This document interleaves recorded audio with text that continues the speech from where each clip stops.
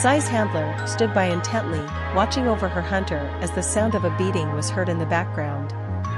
Now remember, Sai, your nurse said if you leave this room and even attempt anything dangerous that could raise your blood pressure, she'll put you in the hospital herself like she's doing to the commander right now.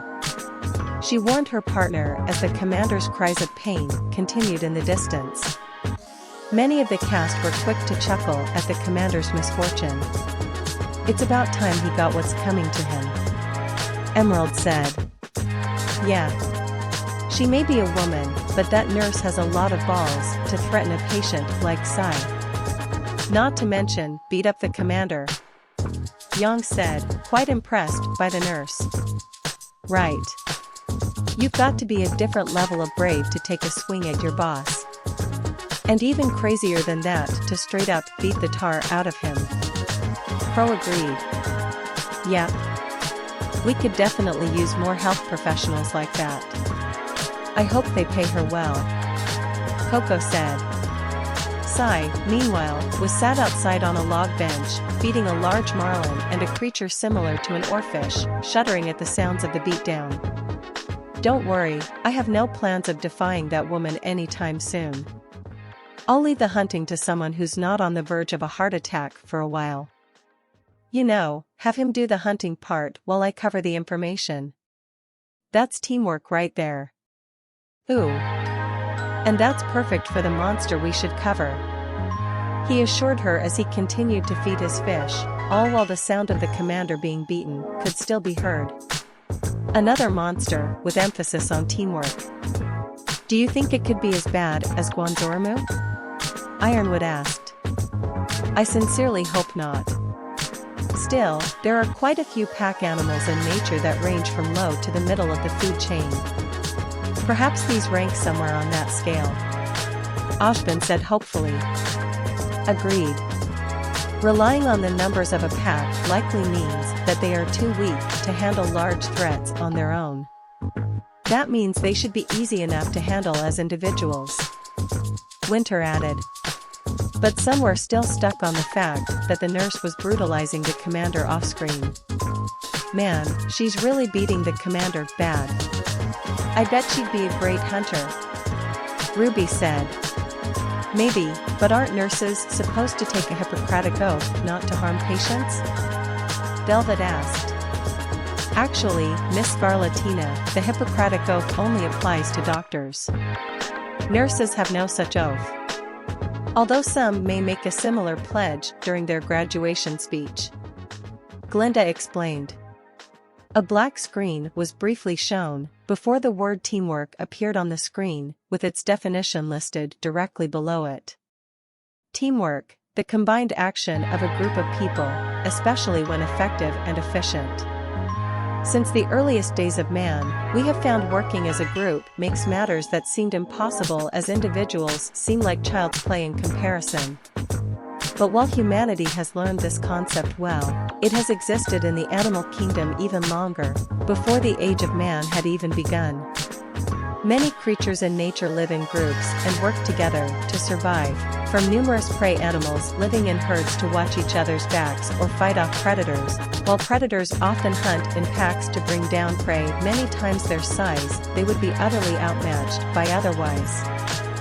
Sai explained, showing a trio of Apsaros stood in a defensive circle, then showing pack of strange, giant hyenas bringing down a massive brontosaurus. Many of the cast, particularly the students who were still actively in huntsman teams, smiled at the mention of teamwork. Yeah. It is pretty great working with your friends, John agreed. And we're definitely efficient at it, thanks to you, Nora said, playfully punching her leader's arm, even if this did still make him wince. Indeed. But like Sai told us, animals are quite good at teamwork as well. Some of the ways they capitalize one working as a group is quite impressive, Pira said. Exactly. It's actually fascinating all the different ways that different animals manage to work together.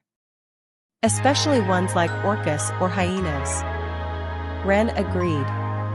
Hyenas? Really? Ilya asked. Oh, indeed. Hyenas are actually very intelligent and highly efficient hunters.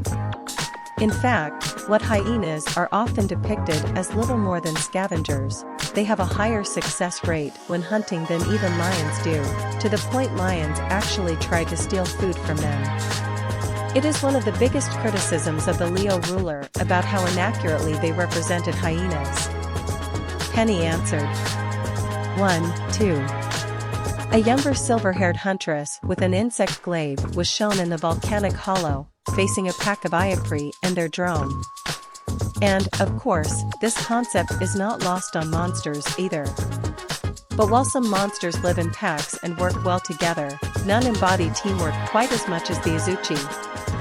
Sai declared, suddenly showing footage of a gargoyle desperately running through a bamboo thicket, fleeing from a pair of furry raptors with sickle-like tails, narrowly dodging the attack of one, before changing direction, when a larger version of the creatures cut down some bamboo into the gargoyle's path to block its escape, leaving it helpless for the three creatures to launch an attack, the two smaller ones attacking together and slicing it with their tails, causing pain and stunning it, leaving it open for their alpha to attack and finish off the round bird. The group was a bit surprised at this new young huntress in the volcano region. "Who is that?" Weiss asked. "Oh, that's Sai's daughter, Akasha," Katana answered. "Wow. I didn't realize Sai was a parent himself. He doesn't really seem like the type," Blake said. "If there is one thing I've learned in my time as headmaster and seeing the result of many different parenting styles, Miss Belladonna, it's that there is no one type," Ashvin said. "By the way, her mom is Uncle Sai's college sweetheart, Mocha Akashiya, a vampire," Teko added. "So she's both a demon and a vampire," Razara said. RWBY gasped at this. "No way. That is so cool. We have to meet her sometime," she cried out. "Why yeah, that is pretty amazing," Blake said, trying to hide her excitement, due to one of her many books being a not well-received vampire series. "Oh, don't tell me you're thinking about those trashy dust books," Yang groaned. "Filth," RWBY cried out. "Honestly, how can you like those?" Weiss questioned. Hey, look. They're showing the monster now," Blake cried out, pointing to the screen. Much like the Ninja Kitty said, they saw the topic of discussion for the video in all its glory. "No way. Those raptors have sickles on their tails. That's so awesome." RWBY cheered in amazement. "Huh. I didn't expect you to get so excited over that, little Rose," Cinder said to her girlfriend. "Of course. I mean, aren't sickles just mini scythes?" RWBY said innocently. "I guess that's not totally wrong," Summer admitted. Meanwhile, Adam, having a decent level of strategic planning thanks to Sienna, looked rather impressed with their takedown of the gargoyle. "Impressive." The smaller one cut off its path and led it to the leader, who blocked its path. "That's a solid hunting strategy," he praised. Not to mention the two small ones attacked at the same time and softened it up for the leader to finish. "That's not easy to coordinate, but they made it look like child's play," Hazel added, equally impressed.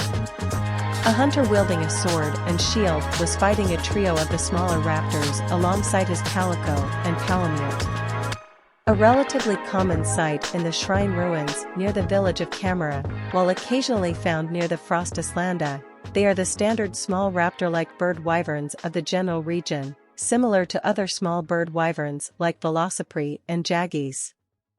Sai explained briefly as Akasha was shown again fighting a Velocydrome and its praise, as well as a handful of Jaggi and Jaggia. "So, I guess that's the guy taking over for Sai while he's trying to appease his nurse?" Neo asked with a smirk. "Yeah. Raka Suripa. He's a pretty good hunter himself and he's got a good sense of humor from what I've seen." Katana introduced the new hunter. They then turned their attention to the raptors in question. Raptors with fur on them? I've heard of feathers before, but that's a new one. Still, the color's not bad, Roman said, before wondering how the fur felt and if it'd make good coats. That's weird, though. I thought the big claw is on the raptor's feet, not the hand? John wondered. It usually is. I guess these raptors are just different, Emerald said with a shrug. The drones, or alphas, of the types of raptors that have drones usually have the claws on their hands and feet. But their underlings usually only have them on the feet, Teko said. Oh, come on. That's just overkill, Iliad complained. Bet it makes it harder to open doors, though, Nora said with a smirk, everyone chuckling at the Cretaceous Park reference.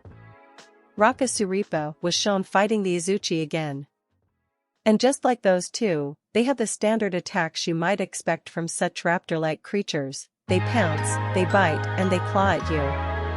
Also, similar to the Jaggi, they use their tails, like whips, to attack prey and enemy alike. However, this is a bit more effective for them than the Jaggi, since their tails sport big ass sickles on the end. Doing a bit of rough math, nothing exact, so take this with a grain of salt. The Izuchi are roughly the same size as a canine, if not slightly larger. There are no measurements for canines, but they're a bit larger than humans, who can ride them, so let's put them at 6.5 feet. Again, Izuchi roughly the same size, so we put them at 6.5 feet, too, maybe 7. Their tail seems to make up half their body length, so that's at least 3 feet. And their tail blade is about a third of that, so it should more or less be a foot long. More than long enough to reach any vital organs or disembowel a person. Sai analyzed with close looks at a handful of still images. Weiss thinks the math into the raptor's size, just to bring up the damage its sickle will do to vital organs, to be completely unnecessary. Many groaned at Sai, going into the gory specifics of the tail blade. Honestly, I think we could get the picture on our own. The math really wasn't necessary, Weiss criticized. Her team all gasped at this. Did Weiss SCHNE just say math and extra information wasn't necessary? Yang asked in mock disbelief. It's a sign of the apocalypse. The end is nigh. Blake cried out dramatically, even with the back of her hand to her forehead, to join in on the gag. 3. Actually, I'd consider the information rather relevant, Weiss. Knowing the length of the blade tells us exactly how dangerous it is. Yes, a blade in general is dangerous, but if it's only an inch or 2 long, it won't do too much damage, since it needs to be at least 3 to 5 inches long in order to reach anything vital. And even if it is sharp, you're going to have a very tough time disemboweling someone with a blade only a few inches long. A blade a foot long or more, on the other hand. Ren explained, leaving it to hang at the end, since his point was self-explanatory at that point.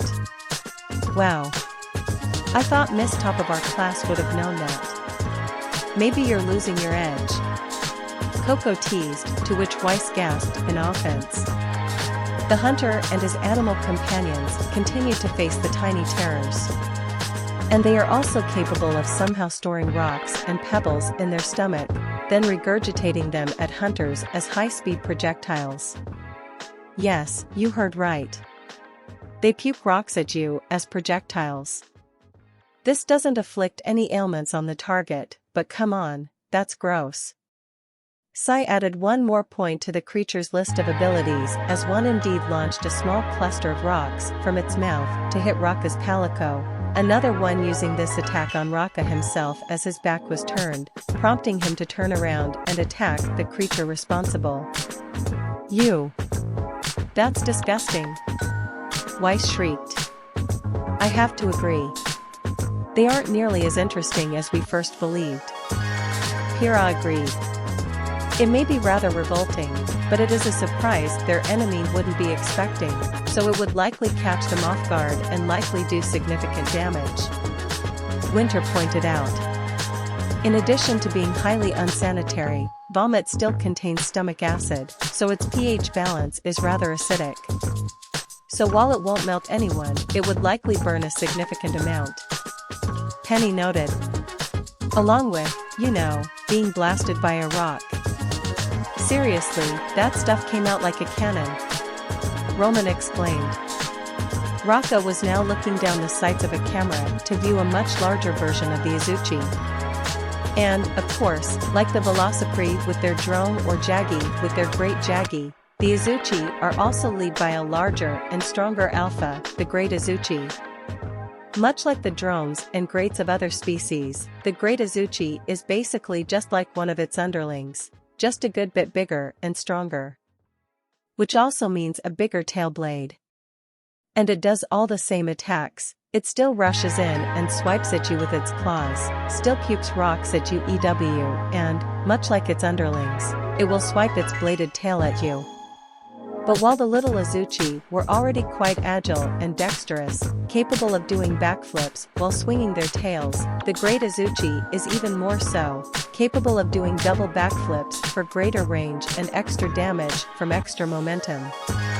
Unfortunately for them, should they miss, this extra momentum can betray them by getting their blades stuck in the ground, leaving them vulnerable. Sai explained as the creature's attack resulted in its blade being trapped. Despite being put off by the rock regurgitation, many winced at the misfortune of the alpha monster when its tail got stuck. Oof. That's never fun. Crow said in sympathy, having a few times in the past where his semblance caused his blade to catch on something, tripping him up. Oh, yeah. That was a nightmare most of the time in training or on missions. Summer groaned at the memories. Hey! Not like you didn't have slip-ups, too. Like the time you accidentally cut Ty's pants off? Crow reminded her. Summer glowed red from blushing in embarrassment. It was an accident. She insisted. My weapon caught on things a lot when I first started training. It didn't help I was stuck in a small room full of furniture. Cinder admitted. At times like these, you really learn to appreciate the value of blunt weaponry. Ashbin declared. Or firearms. Ironwood added with a smirk. Or even purely relying on one's semblance, if they had the ore reserves for it. Glinda said proudly. Wow, they really jumped on the bandwagon to take some digs at you guys. Neo noted, to which the two glared at her. The alpha creature was now fighting Raka and his partners alongside its subordinates. However, the Izuchi line is quite possibly the most dangerous of the small raptor type of bird wyverns, as they are, by a significant margin, the smartest of all of them. Firstly, the Great Izuchi will always travel with at least two lesser Izuchi with it, so it will always have backup under normal circumstances. And it is capable of geniusly coordinating with its subordinates on how to attack the opponent, whether to attack directly as it attempts to flank, or whether they should attack all at once or one after the other, opening up a target's defenses so the next attack lands a solid hit. And the cunning creature will also occasionally take a page from Bariatha's book, hooking onto a cliff or wall with its tail to get out of a hunter's reach, find the best point to leap to, launch itself off and strike its target from above. Sai listed the creature's combat strategy as it attacked in tandem with its subordinates and indeed hooked onto a cliff wall to try and get a more advantageous position. Many of them were amazed at the strategic mind and coordination behind these raptors. That is so awesome. They're like raptor versions of us, and RWBY said in amazement. I know Nora made the joke already, but it really is starting to feel like Cretaceous Park. John said in awe. They'd be great partners in pairs for some of our white fan grunts. Adam said, before noticing Ironwood's glare. As soldiers for hire for huntsman academies, if I can convince Sienna. He quickly added nervously. And they were even more amazed when they saw the great Izuchi cling to a cliff with its blade. Getting out of attack range, then attacking from a higher vantage point. Impressive. Tyrion's used that trick more than once. Hazel said. I know thunder monsters, but I don't care. I need like a dozen for my armada. Nora declared. We actually might have to schedule an intervention. Pyrrha whispered to John, who nodded. Rocco was now on the monster's back, strange cyan wires wrapped around the creature, allowing him to control its movements. So, after all that, you might be thinking that dealing the great Izuchi would be a great problem. So, what should you do? Well, thankfully, Great Izuchi is still a smaller and rather frail monster compared to many others around the camera territories, even being the first monster most rookies are sent out to hunt, so you should be fine. But if you do wish to have a solid strategy for when the time comes, a good place to start would be taking out its subordinates, so it has no backup to assist it. And using a flashbang to blind it as it's grappling on a cliff is a good way to bring it down. As for its weaknesses, it is greatly susceptible to thunder, poison, paralysis, and sleep. And it can also wear itself out pretty easily, so you can just wait for it to get tuckered out, then have carte blanche over its weak points, those being its head, torso, forelegs, tail, and tail tip. Sai explained as the fight continued, before a list of the monster's weaknesses were shown. So, they have a bit of a stamina issue, it seems. That could be a problem. Ilya said. Not necessarily. They're pack hunters, so if they get worn down, they can likely take it easy and allow one of their pack mates to step in while they recover. It's a method used regularly by painted dogs in vacuo. Penny suggested. Man, these things sound like the perfect team monsters. Yang said. They're pretty close to it, yeah. Teko agreed. And they're actually a team, not slaves for some master, like with Guanzoromu. Pyrrha said, still having a chip on her shoulder about the Emperor-Conqueror dragon, along with Ruby and Velvet. Finally, Rocket deployed a shock trap and managed to capture the pack leader. And so, that is basically all you need to know about Great Izuchi and its underlings. Most hunters have seen these types of small raptor bird wyverns before. They're not too exciting, just the standard monsters you take on before upgrading to the big boys, but Great Izuchi and its ilk easily stand out from the rest of the pack, actually coordinating their attacks. Their crazy blade tails make them way more cool and dangerous than the other raptors. Just how smart they can be to latch onto cliffs for a better attack is amazing and really smart, and yes, even their rock vomiting attack is pretty cool. As for final closing thoughts, let's hear from the hunter himself. Raka, what do you think of this guy, buddy? Sai admitted as Raka was shown hunting the monster again. But then, the hunter in question threw down a smoke bomb before grappling away with the help of the wire bugs. Overall, a very good, quick ambush predator that can keep you on your toes. Also, its armor and weapons look sick. Rocket gave his final thoughts, with images of himself, his palico and his palamiad all wearing Izuchi are and wielding weapons made from the raptor. Ooh, mama-like. Coco said, sinking in every detail of the armor. Looks like something you'd see in vacuo mostly. Delvet noted. It does look like a style best suited for the desert. Blake agreed, remembering some of the stories Sun would tell her about vacuo, including how many people dressed there. Ah, they even dress up the dogos. That's so precious. Winter cooed, breaking down similarly to Weiss when she first met Spy. She then noticed everyone's eyes on her and composed herself. Ahem. I meant. Yes, the armor looks quite stylish and functional on those canines. She corrected herself. So, what did you think? Teko asked excitedly. They were so cool. I love their little sickle tails, and now they grappled on walls with them. Ruby cheered. Same here. That tail and those claws of theirs struck a chord with me.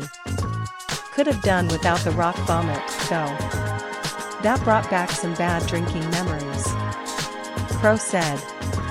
Speak for yourself. Sure, puking up the rocks was gross, but they still basically shoot rocks at you with themselves as cannons. That's sick. In both meanings of the word. Neo said. I thought they were pretty cute with their little fur and their weasel faces. Emerald admitted. Yeah, it's a good look. I was digging that armor, too. For the hunter, the dog and the cat. Coco agreed. And their teamwork was quite impressive as well. I've seen some student teams less coordinated than them. Glinda said, rubbing her temples as she thought of Team CDRL and their match against Pyrrha. Ruby then zipped up beside Katana. So, Katana she began, but Ruby put a finger to her lips to stop her. Yes, Ruby, Remnant will be getting great Izuchi. They aren't nearly as dangerous as most other non-elders you've already heard about, so they should be fine and not cause too many problems. She assured the silver-eyed girl, before smirking. And besides, who doesn't love raptors? She asked, to which Ruby, Yang, Nora, Crow, and John all nodded in agreement. So, what monster is up now? Summer asked. Rizara looked at the list of videos and finding the next one on the list, before dropping her head down on the table. Oh, God, not this thing. She groaned. Her sister and mother quickly came to her side and saw what was next, Teko groaning and Katana sighing. Well, this one is going to be interesting. Make sure you're really paying attention for this one. Because there is a lot to cover with Akura Vashimu. Katana said, playing the video.